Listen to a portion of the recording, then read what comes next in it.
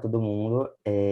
Aqui mais uma vez, a gente está dessa vez agora com um profissional da área de economia, que é o professor Cássio da Nóbrega Bezarria, e ele atualmente está na UFPB.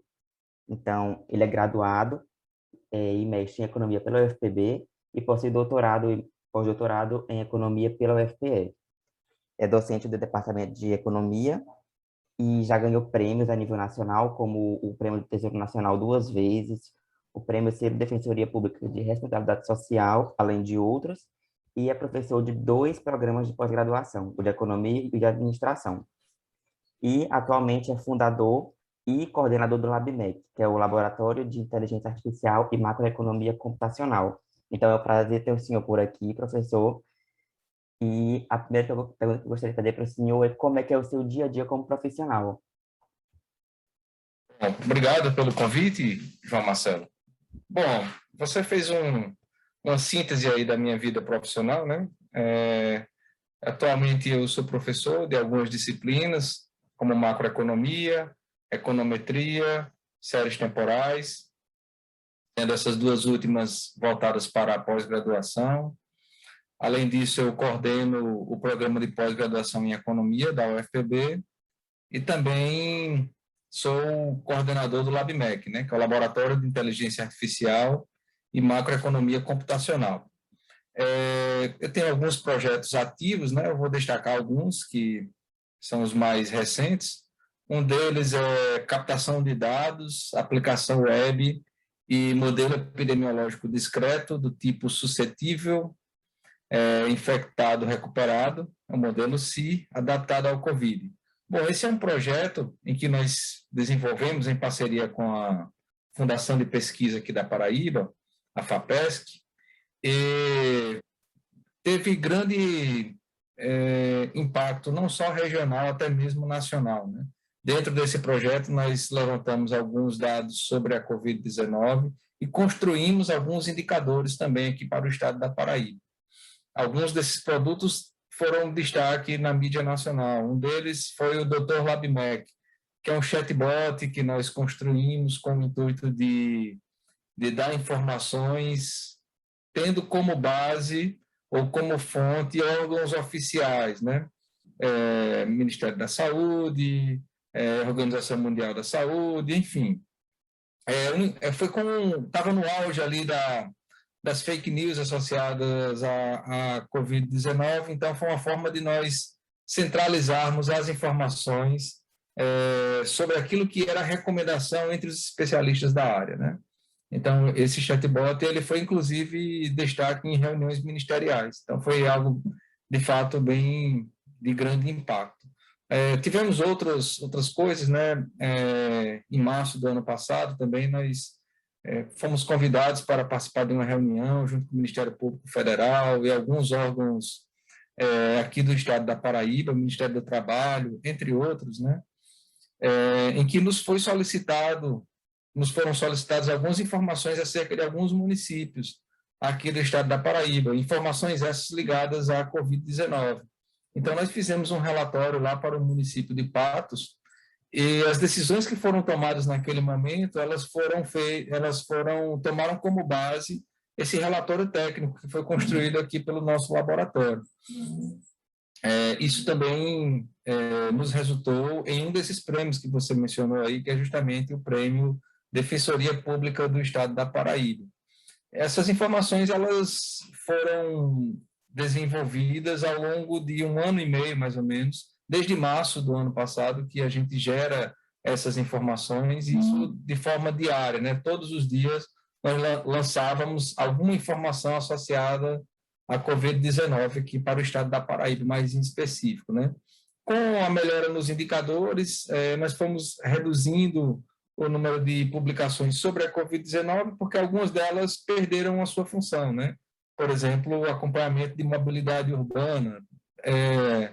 Atualmente, a gente tem indicadores até superiores àquilo que era previsto para o mês de setembro, por exemplo. Então, perdeu um pouco o sentido esse tipo de acompanhamento. Então,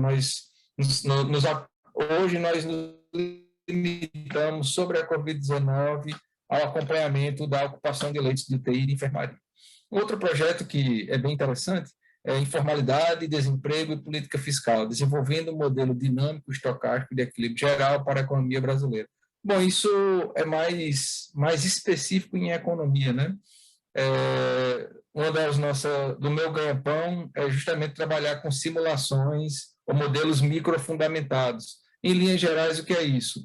Em economia, a gente não tem um laboratório que, como o pessoal das ciências da natureza ou ciência da saúde, mais especificamente, né, que o cara consegue fazer experimentos controlados. Então, aquilo que nos aproxima de um laboratório, tal como previsto lá para o pessoal da área da saúde, é justamente esses modelos microfundamentados. A gente constrói uma economia artificial e fica brincando ali de fazer políticas econômicas, né, ou avaliar os impactos de uma determinada política econômica. Então, em linhas gerais, esses modelos são úteis para isso. A gente tem vários setores da economia dentro de um modelo, e aí a gente diz, olha, se o governo tomar essa decisão, quais vão ser os impactos sobre a nossa economia artificial, tá? Em termos de projetos, eu acho que é isso, né? Eu tenho outros projetos também ligados ao setor imobiliário, enfim, mas esses são os mais recentes aí desenvolvidos. Boa parte da população brasileira não sabe bem o que estuda a economia, digamos assim. Segundo dados da OCDE, dos 45 países que compõem essa organização, o Brasil é um dos últimos na taxa de ensino superior. E eu acabo dizendo que isso acaba impactando na questão do conhecimento das áreas. Muita gente pensa que a economia é administração ou que a economia é contabilidade. Muita gente pensa que a economia é uma coisa 100% certa, então se eu digo que o número é aquilo, é porque vai dar aquilo, mas não. É sempre questão de estimativa. A sociedade em si não sabe bem o que é economia em si, mas como é que o senhor quis escolher a economia, assim, de certa forma? Assim, qual foi a sua motivação para escolher o curso? Eu acho que a economia ela consegue agregar uma série de coisas que eu gosto, né?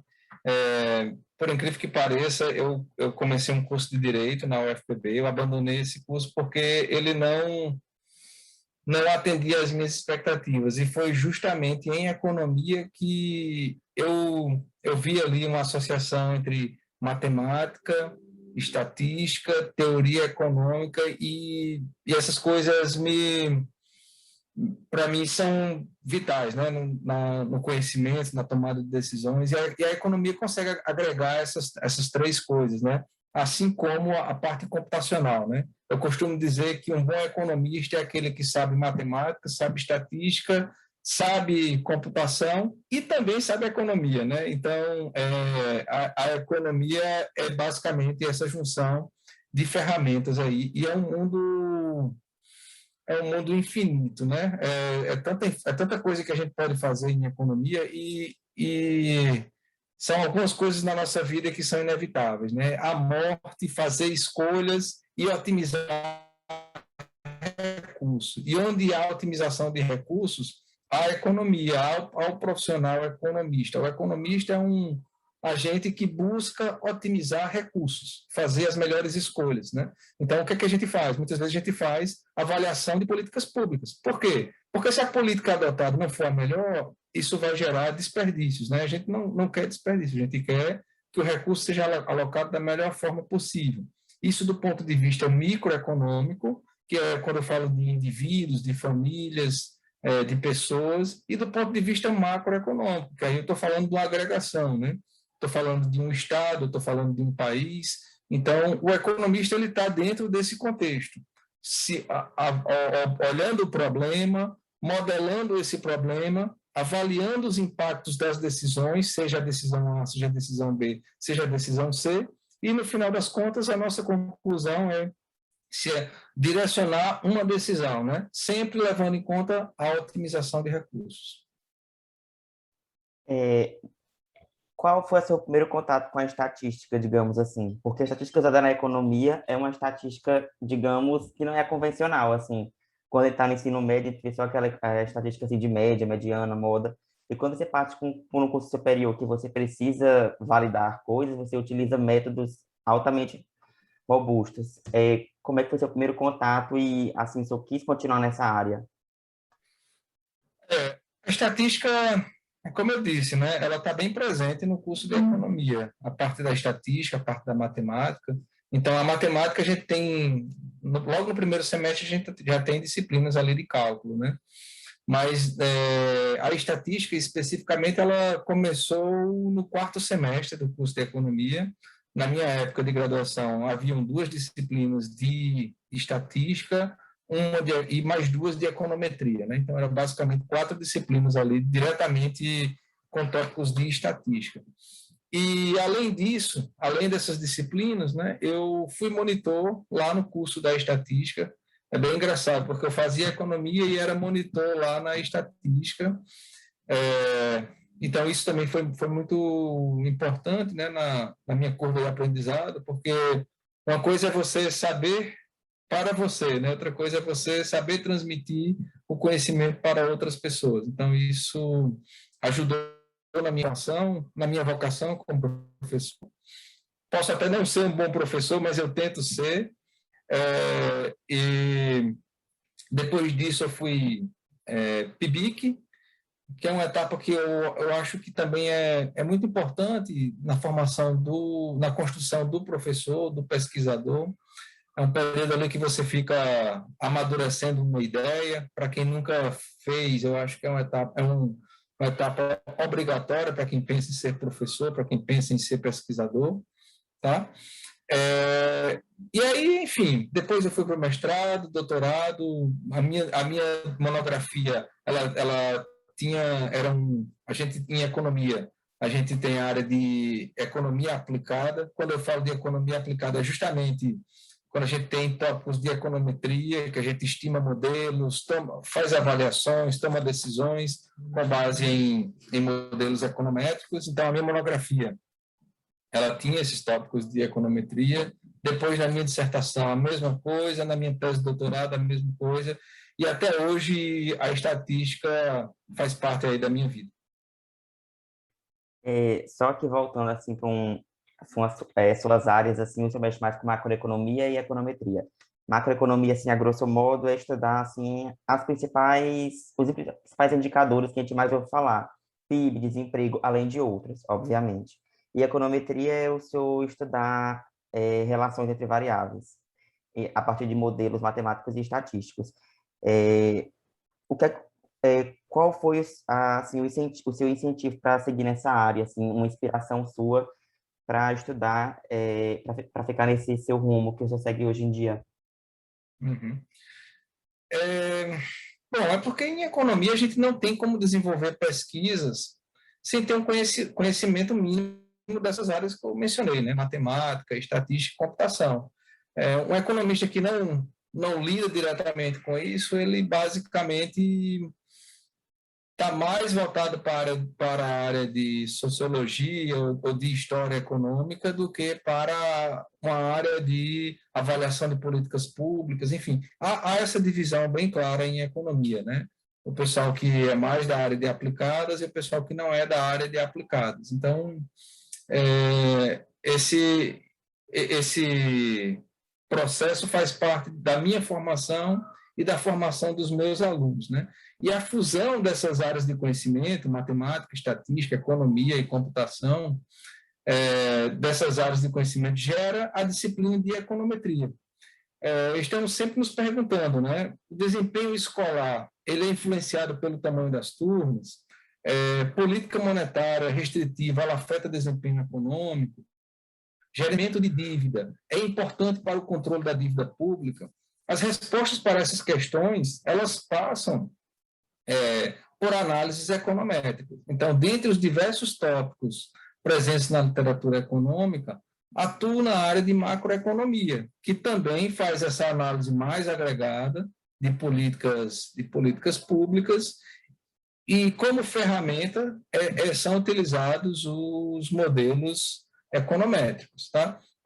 Nos últimos anos, eu tenho desenvolvido alguns trabalhos que tratam de simulações de políticas públicas. Entre eles, eu destaco incerteza macroeconômica e os seus efeitos fiscais, uma análise a partir de processamento de linguagem natural e modelos DSGE, que eu já havia mencionado anteriormente.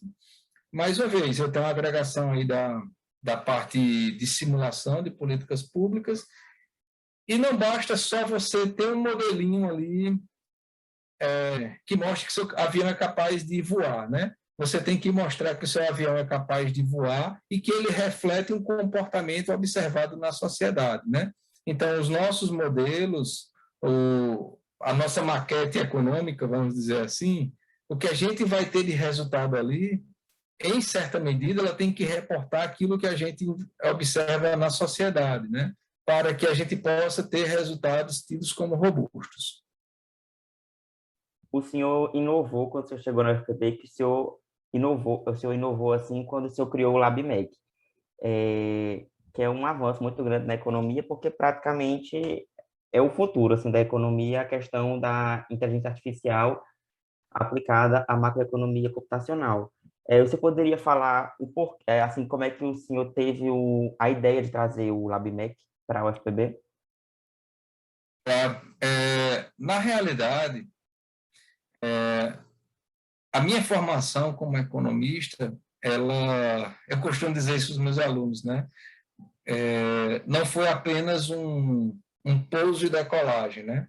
Eu bebi da universidade, então, quando fazia graduação, geralmente eu chegava às 7 da manhã, como eu não sou de João Pessoa, né? Então, eu morava em João Pessoa, não tinha família aqui, então eu chegava às 7 horas da manhã, que meu curso era na parte da manhã, e aí muitas vezes eu ficava até a parte da noite ali, estudando ou me envolvendo em projetos de pesquisa. Então, esses 4 anos em que eu passei aqui de graduação, eu fiz tudo que a universidade poderia me oferecer, né? Eu fui monitor, fui PIBIC, eu participei de projeto de pesquisa, eu organizei evento, enfim. Então, eu aproveitei bem esse período aí de instituição. E aí eu saí para fazer depois, parte do meu mestrado foi aqui na UFPB, parte do meu mestrado foi no Rio Grande do Sul. Depois eu defendi minha dissertação, fui fazer doutorado, passei 4 anos fora. E quando eu voltei, eu sempre achei que esse momento institucional, né, dos alunos, ele é muito importante. E não só no curso de economia, a gente observa um problema, muitas vezes, de evasão, né? O aluno entra um tempo, sai. Então, uma forma que eu encontrei para tentar contribuir para melhorar esses indicadores de evasão foi dar função aos alunos, né? Então, lá em 2018, quando eu construí o MEC, a minha ideia era integrar alunos de graduação e de mestrado. Mas aí eu queria um aluno em que eu conseguisse captar o efeito do projeto na formação dele. Então, eu selecionei alunos do primeiro período. Aí o cara disse, poxa vida, mas esse cara não sabe nada ainda, ele vai estar ali, será que ele não vai atrapalhar? Muito pelo contrário. Eu quero a formação dele, eu quero saber lá no final para onde vai ou qual trajetória esse aluno vai ter em relação aos demais. Então, o LabMec ele surgiu com essa função, né, de fazer essa integração de alunos de graduação e pós-graduação.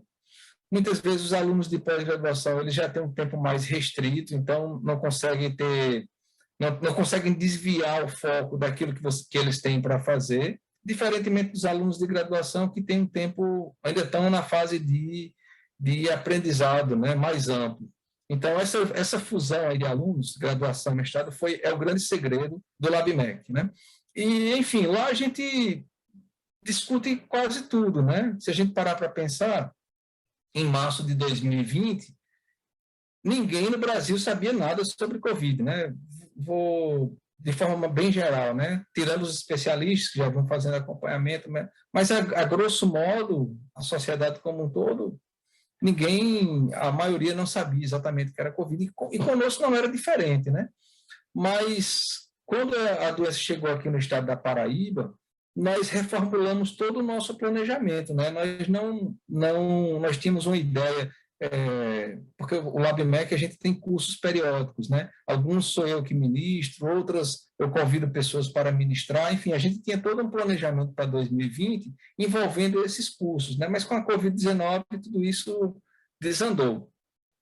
E aí eu convoquei os alunos e disse, olha, gente, a gente não pode ficar de braços cruzados, né? A gente, de alguma forma, tem que colaborar com a sociedade de alguma maneira. E foi justamente o que nós fizemos, né? Eu, particularmente, nunca tinha feito a abertura de nenhum modelo matemático voltado para a área de saúde, né? Então, foi a primeira coisa que eu fiz. Eu peguei um modelo de projeção e fui entender como é que aquelas coisas funcionavam, que é justamente o modelo SI, suscetível, infectado, recuperado. Eu fui lá, abri as continhas, entender como é que funcionava, depois joguei no Excel, fiz uma simulação de como seria para Paraíba, e foi o nosso primeiro pontapé inicial, foi entender um modelo matemático.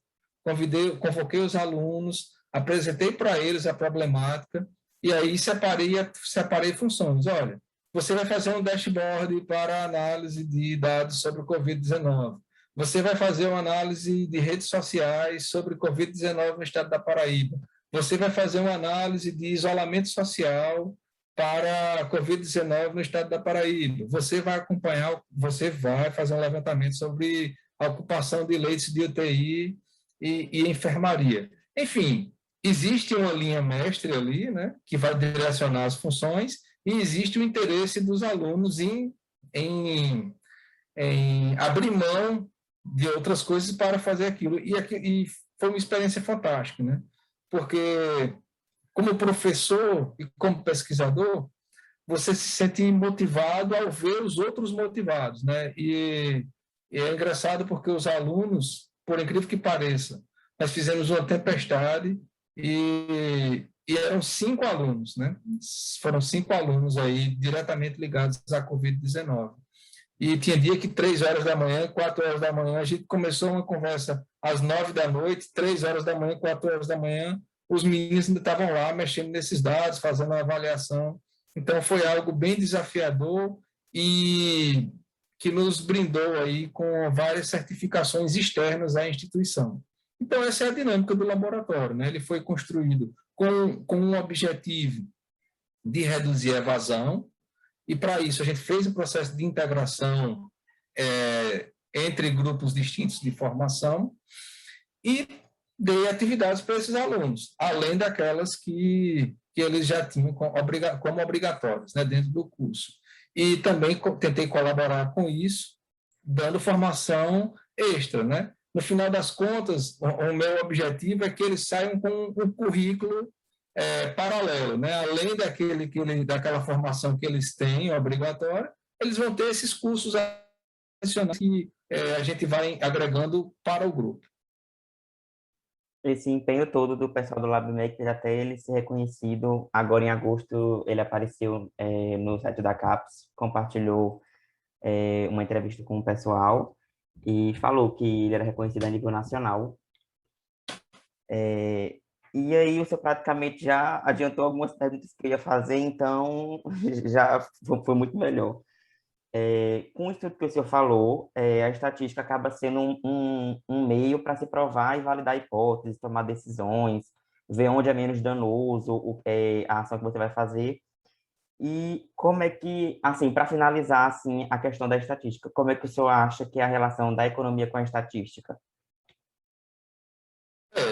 Assim, eu sou suspeito para falar sobre isso, né? Mas não tem como você gerar um novo resultado, né? Ou fazer uma nova análise sem a presença da estatística, né? Dentro dos modelos econômicos. Então, é um parceiro fiel e leal ali para as análises econômicas. E eu tenho, dentro do nosso departamento, a grande maioria compartilha dessa minha opinião, né? A gente tem essa formação mais de economia aplicada, que quando a gente fala de economia aplicada, a gente fala da junção aí de três grandes áreas, né? Matemática, estatística, computação e a economia. E isso faz toda a diferença, né?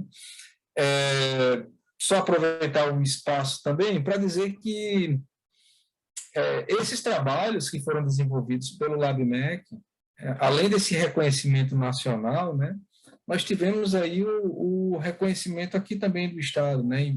A gente, vários momentos, nós fomos convidados aí por jornais, por emissoras de rádio, enfim, nós passamos a ser consultados sobre diversos temas aqui no estado da Paraíba, né? Isso também gerou oportunidades para os alunos, uma vez que eu defendo uma universidade mais aberta à sociedade, né? E quando eu digo isso, eu digo no sentido de a gente faz tanta coisa interessante, mas que muitas vezes nós ficamos ali discutindo entre nós. E é importante que esses resultados cheguem até a sociedade, porque sempre tem alguém interessado naquele produto que está sendo desenvolvido, principalmente na universidade. Então, algo que nos fez também atingir esse grande público foi justamente dar visibilidade àquilo que nós estávamos fazendo. Se nós ficássemos fechados ao departamento e ao grupo que estava financiando uma pesquisa ou financia uma pesquisa, os resultados eles ficam muito limitados do ponto de vista de implementação, tá? Então, quando a gente dá visibilidade àquilo que a gente faz, outras pessoas também podem se motivar. É bem engraçado, porque uma coisa bem interessante que nós percebemos é que nós fomos um dos primeiros, se não o primeiro, a construir um dashboard para implementar os dados sobre Covid-19 aqui no estado, né? Depois que nós construímos, vários outros grupos também começaram a fazer, e muitas vezes fazendo outras coisas totalmente diferentes da nossa, né? Sobre, por exemplo, a questão espacial, enfim, mas surgiram outras formas de se ver o mesmo problema, e isso é muito bom, a gente fazer e motivar outras pessoas também a fazer, né? Esse efeito transbordamento, ele é muito importante. E nós não iríamos conseguir gerar esses resultados e ter a certificação que nós tivemos se não fosse a estatística, né? A gente tem que fazer e tem que mostrar que aquilo que a gente está fazendo, de fato, ele é representativo ou ele faz sentido. Então, posso chamar de a nossa grande parceira aí, econômica, é a estatística. Só para finalizar aqui, uma última pergunta, um último grupo de perguntas, né? O senhor é adepto do software livre, creio eu, para fazer suas análises, você deve utilizar. No nosso projeto de extensão, que começou agora o período de curso, a gente ensina a mexer em RStudio. Para o senhor, qual é um principal diferencial do que o software livre proporciona ao usuário? No caso, ao senhor, qual o diferencial dele para um Excel ou para outros? Eu como professor, eu não posso restringir métodos de análise, né? Então, existem softwares pagos muito interessantes, né? Mas se eu for aderir a ele, eu vou estar restringindo a geração de informações para alguns dos meus alunos, né? E nem sempre a instituição tem recursos suficientes para atender a todas essas demandas, né?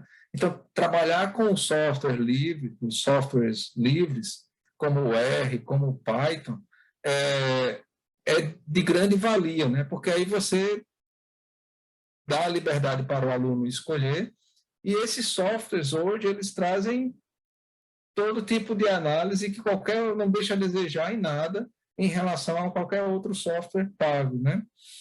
E tem a grande vantagem porque o R, por exemplo, nós estamos falando de um software que o mundo inteiro usa para diversos fins, né? Desde criação de aplicativo a modelos econométricos, enfim. É um mundo de oportunidades que surge junto ao R. Então, eu sou adepto, eu ensino os meus alunos a fazer uso dessa ferramenta e eu também recomendo. Então, eu acho que por aqui, pelas minhas perguntas, já está tudo ok. Então, eu gostaria de agradecer ao senhor por ter participado do nosso projeto. Muito obrigado.